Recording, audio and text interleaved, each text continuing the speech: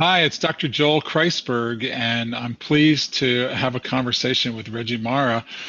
Today, we're going to talk about narrative healing, a personal perspective, and I'm particularly pleased that my colleague Reggie is on the call, and we really want to feature him as a poet and author, as well as a writer and a coach and the teacher of the upcoming class, Narrative Healing, as well as the program at Telios' Living Poems, Writing Lives. That was a mouthful. Reggie, welcome to the call.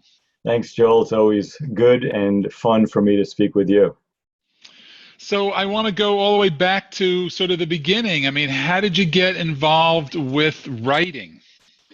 I always enjoyed it in school, but if there was a pivotal point in my life, it was actually hearing a certain song on the radio in 1970. I can give you the quote, the first line anyway.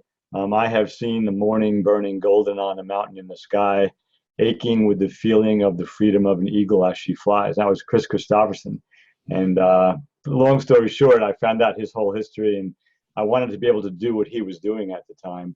And I was musically inept, but I managed to figure out a way to work with words. So that was what really drove me forward. I mean, there's a lot of other influences, but that was the first one I can really point to. Mm-hmm. And so you were writing, but you were also an athlete, Right. and that was something important to you. So your first book was The Quality of Effort. Right. It was the title came from my work with one particular student athlete, but the genesis for writing the book, as I look back on it now, and it came out in '91, it was revised and re-released in 2013. But in 1991, I really wrote the book to kind of reconcile my love for sports, my 13 years as a high school basketball coach in the New York City Catholic School League, and the fact that I had been consistently cut from basketball teams at Sacred Heart High School, and then again at St. John's University in New York, which I had no business in the Division I program. But so I really wrote it to try to figure out how to reconcile my own personal experience. I didn't realize that back then, but now that's pretty clear to me.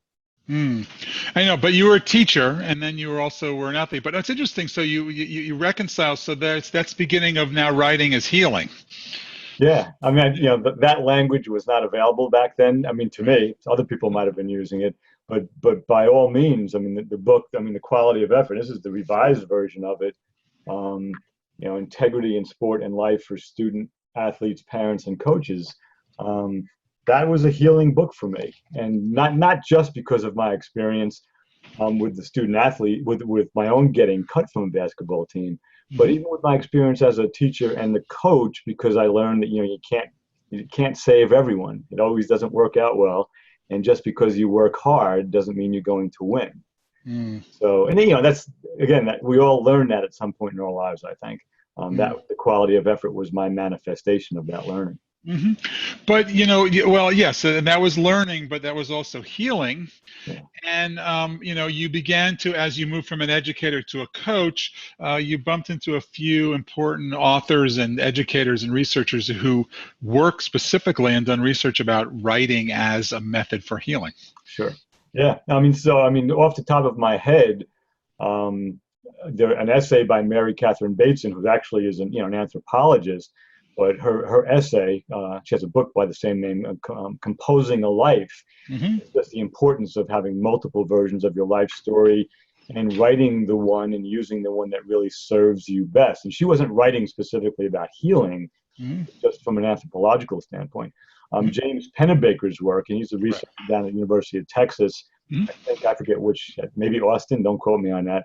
But he's probably the primary researcher on the use of writing as a healing modality. So I bumped into them, quite a number of years ago, and more recently into the work of Louis Mehl-Madrona, a variety of other people whose names escape me right now. But I'm thinking of the How to Be Sick, Tony Bernhard, something like that. Yeah.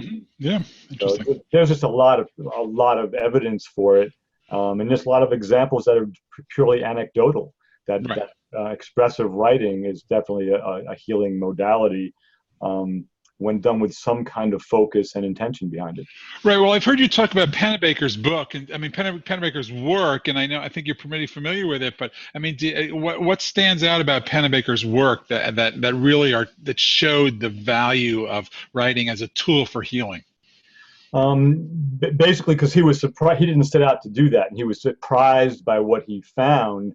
Um, Specifically, just throwing things on the page isn't healing, but writing consistently, uh, not ranting from a victimized perspective, but writing in a way that opens up new perspectives and allows you to objectify what you're writing about. That's where the evidence of healing through writing began to really take hold. And he's primarily the guy that said, here's what works, here's what might not work, and here's what we don't know, if it works or not yet. So he's been pretty precise in what he says the writing can and cannot do. Right. But specifically, it's not blaming other people, it's not blaming God, and it's not blaming the universe for whatever you want to heal from. It's taking some responsibility, not so much for what has happened, but for what you're going to choose to do about it now. And that brings back, Viktor Frankl, search for meaning, everything can be taken from a person except for the freedom to choose your response in any given set of circumstances. And even Kushner's book back, I think it was in the 1980s, when bad things happen to good people. Don't say, why did this happen to me? But he basically said, now that this has happened, how am I going to behave? What am I going to do? So that there's a great history. I believe it goes back as far as the Bhagavad Gita, where you can find evidence of writing, or at least shifting your perspective as a healing modality. I mean, Boethius in the Consolation of Philosophy had a conversation with philosophy, with the idea of philosophy while he was in prison, and it probably kept him sane. So yeah, that's really important. So there's a way in which then writing serves as a tool for you to better understand oneself or better understand myself. yeah. And so this is what we're talking about. We're using the language narrative healing. So the idea, because writing allows us to express, it's a narrative. Right. I guess we can define narrative, but using writing in this way is what we're calling narrative healing. Yep. Yeah, and that's actually what we're teaching. I mean, you've developed a course with Lois McNaughton at Teleosis Institute, and it pervades your work in a variety of ways. And so there's a way in which we can learn to use writing as a tool. We can learn to narratively heal. And it's not right. There's techniques. Right. It's that, I mean, writing something down is probably better than keeping it penned up inside, but writing in a way that has been, pretty much empirically proven to be beneficial makes a lot more sense. And the, you can find that information online for free. You don't have to buy a book, but you can also be, guided in a few weeks in a wonderful narrative healing course from Teleosis as well. So there's a lot of ways to get into it. Being guided by someone who has done it him or herself is great, and then for somebody who has the expertise as well. Yeah, and so that's sort of the kind of work we do. And so part of this conversation is to understand your own work. And so what I notice is, because you just recently published a new book of poetry called "And Now Still." Right. And as I read it, and I've been enjoying reading it, I noticed so much of this narrative healing in it. And so it was really clear that you're not just talking about it, you're actually doing it. So I'd love to share a little bit of your work with our listeners. So I think this may be a good time for you to share one of your poems with us. Okay. Do you have one in mind? I'll pick one, but I can jump on here right now. Well, I've you got one off the top of your head. I have The Wound open right here. Okay. Well, I'll do that one. And that's actually it's not the most fun poem to hear, but it actually speaks to our responsibility around pain and suffering in our lives. And it's a fairly new poem. It's written in 2015. So this is called The Wound. The wound and pain are given and old. You choose your suffering. When you feel the itch, pick the scab. Feel the itch, pick the scab, a pattern you choose to keep it fresh, raw, open, visible. Keep the past present, wound in focus. Whose fault you think and how unfair it was. It is. Pain, universal. Suffering, uniquely yours. How many cycles do you require? Familiar itch, tightening skin, healing scab, you pick. Unable to let go, you pick. You choose and pick. The wound and pain are given and old. You choose your suffering. Mm. So it's not the most uplifting poem in the book, but I think it does what it wanted to do, and I think it does what I intended for it as well. So Well, yeah. What I hear is one of the things that it does is it gets me, the listener, in touch with the idea of how much my narrative is mine. It's yeah, something that yeah, I create. That I can say, well, I'm a victim of this and victim of that, but I'm choosing it, right, yeah, yeah. right? Which possibly allows me to perhaps see that I don't have to choose it. Yeah, and that's a big deal, and I want to just point to the difference between choosing the suffering and blaming myself for the injury. And that's we're not suggesting that. We're not saying that we have responsibility for our cancer or for our heart disease or for our the end of our relationship. We probably have some in the end of a relationship, but we're just speaking about the response now that this has happened, whether it's a dis-ease, an injury, or some other loss, is taking responsibility for the suffering that comes with it, because we can impact that for sure. Right. We do have a choice. Yeah. We do have a choice. So it's interesting because then there's the content of the poem, but that we're discussing now. But then there's the writing of the poem that is part of the narrative healing process. Right. So as a writer, can you share a little bit of what that's like for you in terms of writing and how it's served for healing? It served as a healing modality for you in your writing or in your life. Yeah. So it's actually most people who are paying attention to their lives might be able to appreciate this. But that poem as an example, I know I choose my suffering. I know that up here. I have that learning. It's in my mind. Mm-hmm.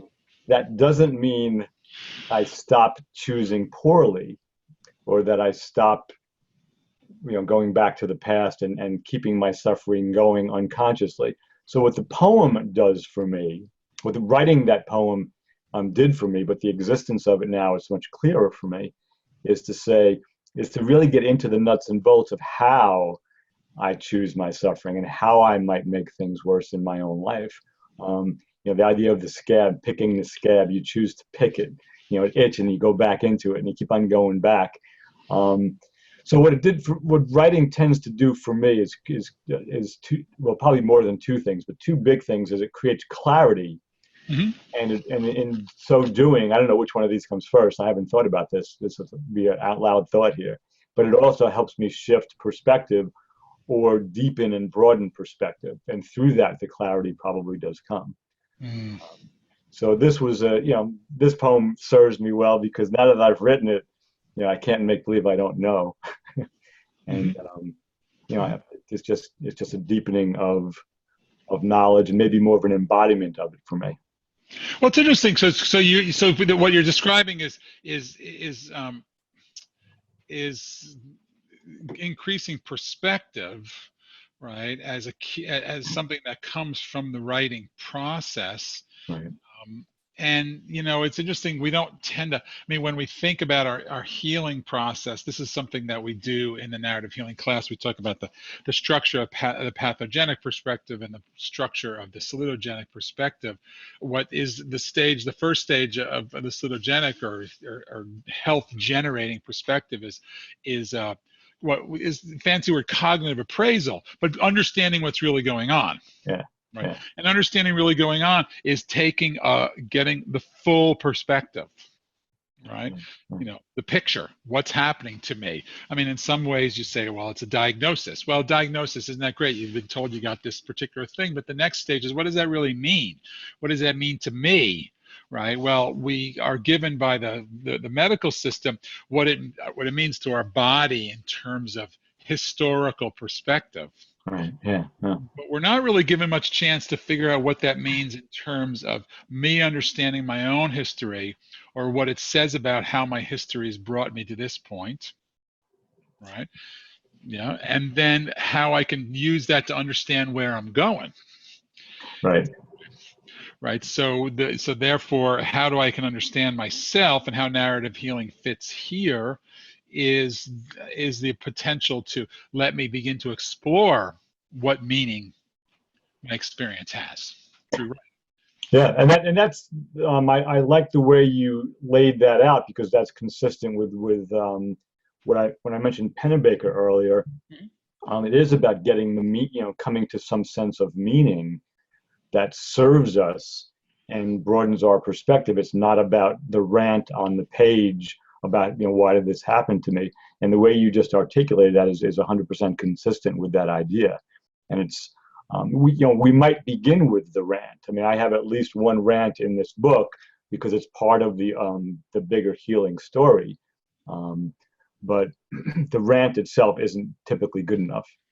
Well, I mean, the rant is a way of getting emotional reactivity, experienced. I mean, I was just having this conversation with a client of mine who is his partner is suffering from is slowly moving into dementia, and there's a way in which there's no system in their life for letting things go. And as the first assignment, as I often give people the creating the conditions for healing. And their life is so cluttered. I was like, you need to make some space. So the first is just to go around and look at the different rooms and start to imagine what it could be like if you made more space in it. Right. And as she started to do, she did a little cleaning project where she cleaned a closet and worked and got rid of some books. There was a sense of all the sadness that came up Okay. from releasing the books, Yeah. right? And I said, well, that's really healthy to have the sadness, and that's part of the process of releasing it. But having that sadness doesn't necessarily mean that you don't go ahead and release it. Let's not mistake the sadness with the releasing. Let's see it as the process. Yeah. Yeah. So that expression of sadness is also can be ranting. Yep. Yeah. To go Yeah, I would just jump in and say, I mean, the book not only but primarily deals with my experiences of the respective dyings and deaths of both my parents and my sister, who died unexpectedly in her 50s. And there's some other things in there as well. And so my two experiences were around sadness or grief and anger. Those are the two biggest emotions I was negotiating as I wrote these. And I wrote them to write them. I didn't know they were going to be in a book ever. The process was just something that I needed to do as a writer to figure out my journey. Yes. So a lot of the poems are literally narrative. They take a snapshot of what actually happened. I mean, I have one that's actually the moment of my mother's death. I was there for that. I have conversations with my dad when he was worried about my mother's health. I have just a variety of things that really, for me, in hindsight, were very healing to be able to capture and interpret in a very meaningful way. Yes, well, no, it's interesting. Well, in this little, so there's the writing of it to actually have the perspective. So by literally writing it, you're moving it from a purely subjective experience of just having sadness or having loss to putting it out. So it's now you can look at it, right? Yeah. So there's something that happens by doing it. There's something else by being able to look at it. Yeah. Right, and change your understanding, and so you're making room for the emotion. So I'm just thinking the thought that came up to me is it's like it's a type of exercise in emotional in narrative healing. I mean, in other words, you have a built-in way of saying, here's one of my tools, Yeah. right, of healing as I write. Yeah. Yeah. Oh, and something that, just to broaden that slightly, that's exactly true. And you know this because you and I have had multiple conversations over the last 4 years on this topic. But when I first began negotiating the journey of narrative healing in a conscious way, I identified how I have healed in my life, and I came up with 5 things. Just really quickly, Hmm. writing was one of them, Hmm. and the other 4, if I can remember them off the top of my head, I'm pretty sure I can. With meditation, Yeah. wandering in nature, Yeah. um, physical exercise. Primarily, it used to be running. I don't do that anymore, but weightlifting, and then intimate conversation slash relationship. And primarily, by intimate, I mean emotional intimacy in really, really deep conversation with others. Those are 5 ways that I've healed over the decades. I didn't know that until I began to look at it consciously. And the Right. narrative one is the thing that I've been doing, the writing part, since I was in high school. Right. Right. Which is, and so what you're describing now is becoming a coach. So you're a professional coach, Right. realizing that I need to start to bracket techniques and tools that I've used so that I can help others use these tools. So as a health coach, often, a lot of people need a lot of work around nourishing themselves and eating or about fitness, but I think this is just an essential piece too. Like you can see this narrative healing as something that someone can do in order to emotionally heal. Oh, sure. And because I mean, you said it just, probably 2 minutes ago about, making it something that we can then see and work with. And you just gave an example of what, most of us, would agree and thank Bob Keegan for, is that whole, the developmental move to take the subject of, um, a current level of development and make it the object of the subject of the next one. Before we make it objects, we can see it and work with it. We really can't do much with it. And Right. once we can do that and see that it's not us, but it may be part of us, uh, whether it's an emotional thing or even a physical ailment or real pain that we're dealing with, the ability to objectify it in a conscious way and work with it is huge and necessary, I think. Hmm. Yeah, no, that makes total sense. And so that's something that we use over and over and over again as a tool, uh, as coaches when we're working with our clients, Yeah. when I work with my patients, because my patients and clients are the same. And then we're also training coaches it's a different move to be accountable than it is to just to understand broader perspective. Right. Yeah. It's yeah. I would say it's the way you just spoke that. It's the difference between knowing something and having an idea of it and actually doing it, and being in touch with it. So it's the application of, as opposed to just the knowing of. Right. Yeah. Right. So what's amazing is, so we've been having this conversation now for the last couple of years, but then out pops this book, and now still, which and it's all about your family and your mom and your dad and your sister, and you can just see how narrative healing is written all over it, in it, around it, above it. And so if anybody wants to learn a little bit about narrative healing, they're certainly welcome to purchase your book, and I encourage you to do that. Let's have you read another piece. Sure. I'll select one that's actually more. A little bit more upbeat. No. Well, actually, I wasn't going to say that. Yeah, you were. I I, like that last one. well, I like all of them. They wouldn't be in this book otherwise. Mhm. Um, Here's one that's a little bit has a little bit of humor to it. It's actually it actually opens the book, and it's called Holiday Death Math, Mm. which is actually very hard to say because it sounds like you have a lisp when you say death math. Um, but I'll share this one because it sets the tone for the entire book and provides some of the actual narrative. And this will take about a minute and a half or so to read, so it's a little bit longer. Holiday Death Math. My father left a leg and a half along with the rest of his 88-year body on Valentine's Day, 1996. My mother dropped her 86 or 83-year-old multiple bypassed heart, dialyzed kidney, and early colon cancer between the turkey and the tree on December 15th, 1999. 30 days before my January 15th, 2000 wedding, and 10 years and 9 months before my sister slowed, then brought her heart to zero on St. Patrick's Day 2009, 3/4 through her 55th year, leaving 9,000 cardism nanograms in her still tired blood. And me. My hips are only 12 years old in my 61st year, and I've got long-term plans for them and some 200 plus bones and assorted organs. But I can't help notice that February 14th, December 15th, March 17th scream for January 16th, and they're screaming directly at me, albeit without a specific year.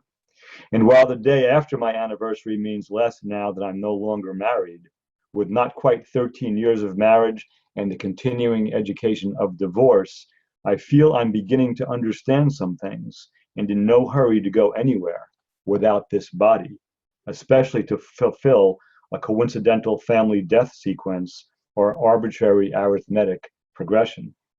Of course, their 75-year average age of death is just 6/10 of a year lower than statistical US males, and I could bump that to 80 with a sex change or deeper embrace of my feminine side, or to 79 by becoming Japanese. These trajectories land somewhere between 2029 and 2034, but my father smoked for 70 years and made it to 88, albeit minus half a leg, but with original hips.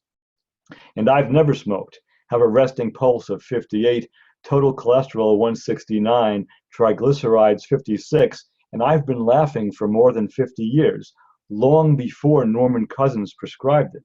Shit, I might live forever. The Grim Reaper will be a Grin Reaper when I'm done with her.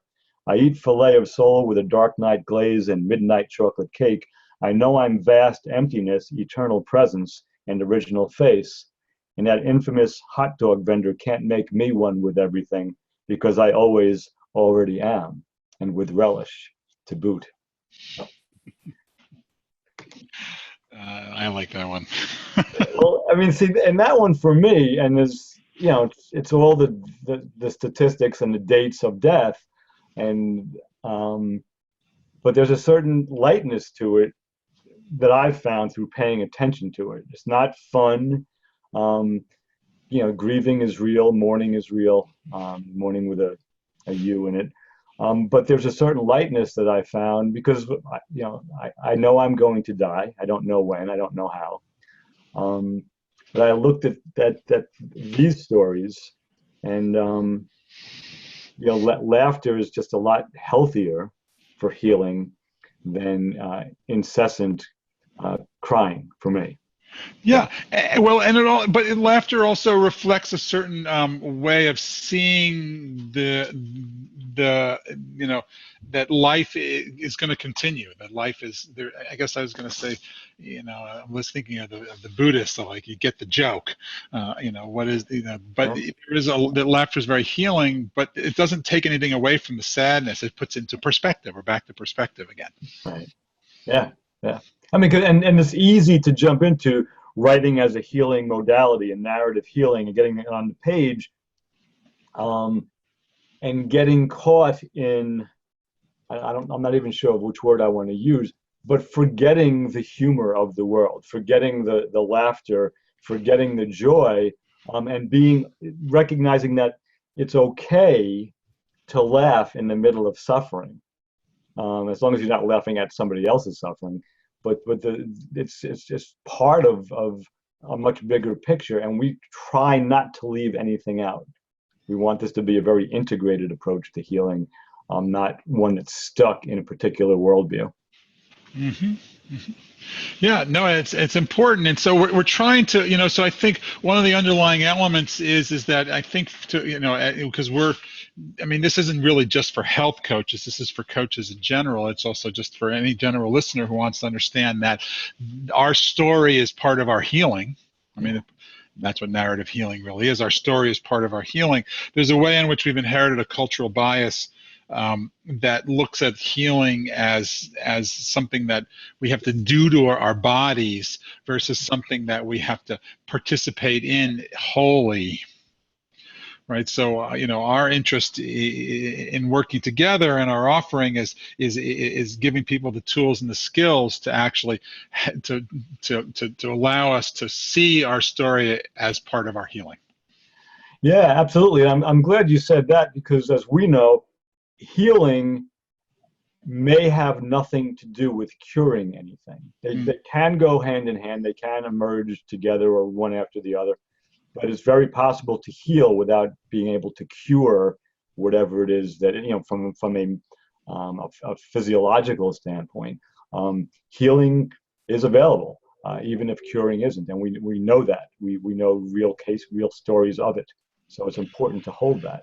Right, and which is interesting because it's important to hold that, and it's important to recognize that you kind of need both in a way. Yeah. Right, and we're not trying to replace any type of healing. We're sort of saying, here's something that's actually easy, free, cheap, and accessible, but you have to actually incorporate it into your life as a technique, and that's where it really helps to have someone who's committed to narrative healing as a teacher to Sure. show you the guide. So, I mean, I guess mindfulness is a different technique that's very healing for people. And it's like, yeah, you can go rent a mindfulness tape, or you can go to one particular class, but it's most effective if you have someone guide you through various stages and you learn how to get yourself out of first gear into something that you can do as a daily practice. Sure. Yeah. How much do you write? Do you have do you have a writing practice as a pattern? I have had a writing practice as a pattern, but because I write a lot as a teacher and doing student assessments, and I blog now, I don't have a set time of day to write. I typically now write when I'm moved to write, and I'm fortunate enough to be able to say that because I love writing enough that I'm moved very often. But it's not like 7 o'clock in the morning or five in the evening or something like that for me. I write when I'm moved, and that's pretty frequent. Mm-hmm. Yeah. And then when working with writing as a tool to give to others, outside of a teaching a situation, what is a way that it gets integrated into working with coaching, working with others? Well, one of the requirements for when I coach, and it's actually in the coaching agreement, the written contract, is that the client will keep a written journal. So the story gets told in writing for the client, and that's actually, you have to do that if I coach you. That's, I don't negotiate that one. Interesting. Oh, I And like not so it's shared with me. I will listen if someone wants to share it, but because I know the benefit of it, and I've never had a client complain. that. Hmm. In fact, let me say that in a positive way.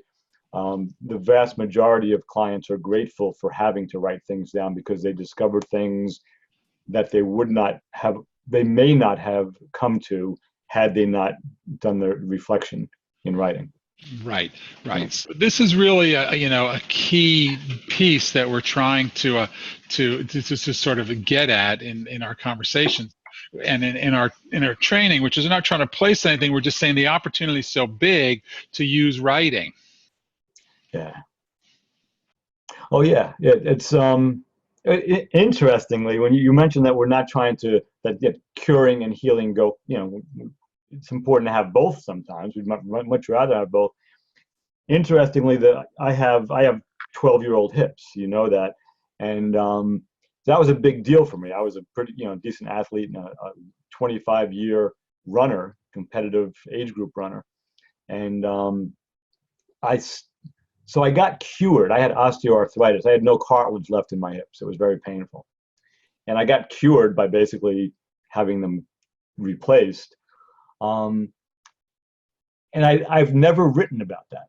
I've actually, so my writing and healing has been focused more on the emotional end. I've actually never written about the one thing where I was literally cured, because the surgeon, who was great, I mean, he took the condition and the pain away.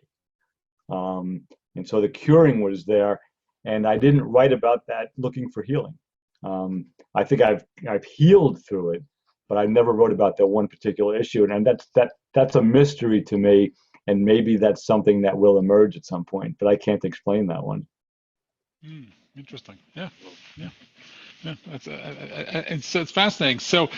These go together in a way. They're complementary, and while they're often overlooked in a conventional medical setting, I think we're here to make sure it's not overlooked in a health coaching setting, because it's such a great opportunity not to replace the more physical, behavioral, or reductionistic perspective. It's to say, well, we're going to do both, right? Oh yeah, and because the writing helps create awareness. I mean, one of the ICF's core competencies is creating awareness. And if I ask someone to go out and change their behavior, and there's no story behind why that's a good idea, and what the experience is like, and what they become aware of as their behavior changes, whether it's beginning to walk, beginning to work out, changing their diet, it doesn't matter what it is. The writing requires that they reflect. Now, is it possible to write something down and not increase your awareness and not learn anything? I guess that is possible. I don't know many cases of it happening that way.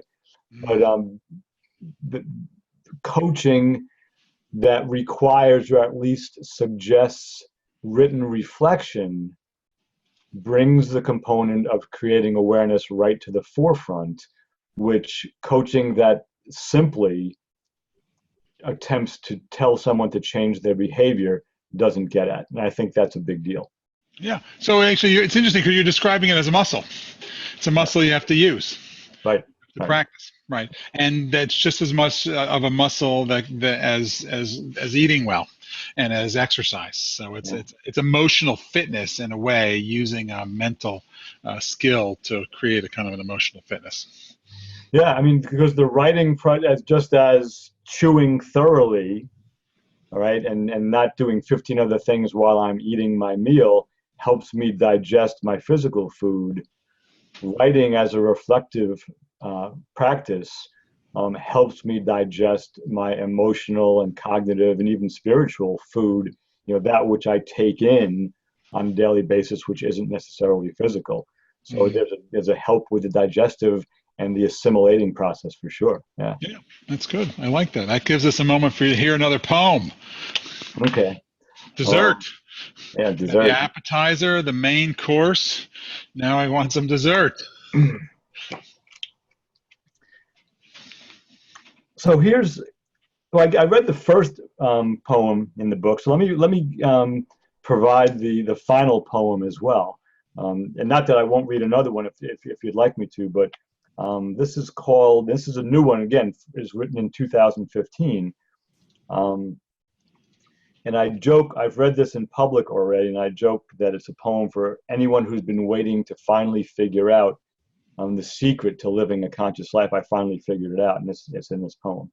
And it's a joke though, because I haven't figured it out. But it's called The Old Lesson Again and Again, and it's written with it says after William Stafford, and because there's a line in here that speaks to the title of one of his books. The old lesson again and again. And then one day, if you're lucky or unlucky, or you recognize a moment of grace, or grace recognizes you, you wake up to find what you thought was the way things are is how you are. And the real work begins because how you are doesn't reveal itself in one fell swoop or even two full sweeps, but rather one belief, view, habit, lens, experience, or culture at a time. And just when you think you see clearly, that you understand things as they are, another veil falls, and insight arrives, and you realize you're capable of yet another shift. Other transformations await. Further openings beckon. Subtle lenses still filter your view, and this is the way it goes, the way things are, the way you are, the way it is. And recognizing this, you breathe deep, relax a bit, are more or less okay until the next time you forget the way things and you are, and perhaps awaken again, remembering beliefs, views, habits, lenses, experiences, cultures, veils, insights, shifts, and transformations emerge and fall away, emerge and fall away. And that's the way it is. Really, that's exactly the way it is. Mm-hmm. Mm. That's good. Yeah. Yeah, it's just I love the pause and the digestion. It's like, Yeah. hmm. So thinking about yourself and your trajectory of how you see, I mean, we started at the beginning, you had to get into writing, but somewhere along the way, it seems like this got very coherent, these different streams, educator, coach, athlete, writer, teacher, narrative healing. Like, how do they all tie together? Yeah, that's a great question. Part of it, I'll say this honestly, you're partially to blame for that because Yeah. when we found each other, some of those, we were interested in teaching. We were both interested in healing. We both have written, and so you and I, in the last 4 years, have done some things that have allowed me to integrate my work as an educator, my work as a writer and a poet, my work as a coach, and then to say as a healer as well. But those other three are my way into those. Um, I would not have guessed at that particular trajectory even 20 years ago. I didn't know it. I wasn't a coach 20. I was a basketball coach, and I was doing coaching informally, but I wasn't a professional coach. So it wasn't some vision of the particular trajectory of integrating those four disciplines.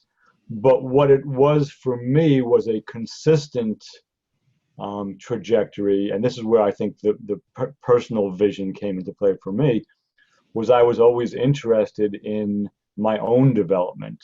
I wanted to understand things more deeply and more broadly. And when institutionalized education, when I was a high school teacher and basketball coach, which I loved, got kind of small for me because my curriculum, I wanted a bigger palette to work with. I left to figure that out on my own. And I've been fortunate enough to bump into, I'm a teaching poet. I've gone into schools and other places and helped people write poetry. I bumped into integral, theory and practice, which was an expanding modality for me, as I know, is for you as well. And then the coaching just gave me another tool besides teaching per se. And they all work together really well because for me, the lines are blurred. When, in what moment am I coaching someone? At what moment am I teaching someone? It reminds me of Silsby's book. I think it's The Mindful Coach, where he delineates the 8 roles, I think. But for me, they blend together often, and it's very comforting to know that I can shift back and forth, even through the writing, because the writing can be educational. Nice. And the goal again is to broaden horizons, expand perspectives, and guide some healing. And I don't care if somebody calls it teaching, coaching. You call it what you want, as long as it's doing the work. I'm pretty happy with that. So I don't know if I answered your question. No, I actually like that because you can see how healing's a good word for it because it allows you to sort of, be finding your way toward the light at all times, toward staying above the waves. I mean, there's a lot of metaphor that we can come up with, but it allows you to sort of constantly be moving in a way that's positive. And I think that's what we're sort of saying healing is. You're clearly trying to help others share that gift with others. Yeah. Yep. Yeah. And it comes through your writing, and it comes through the programs that you're offering, and the messages that you're giving. And so, I guess we titled this particular conversation "Narrative Healing: A Personal Perspective." Sure. I think that you think we feel like we're achieving that. No, I think so. Yeah. Yeah. If somebody wants it to get real personal, I suggest they go to Amazon and buy the book because you can learned much more about my family and me and healing.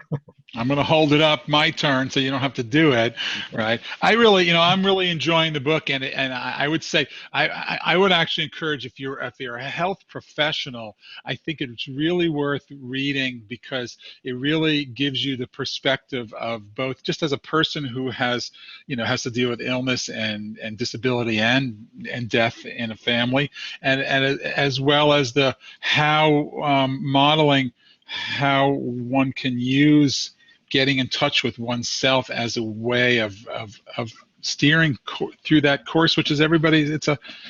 We're all going to have this story in some way. Yeah.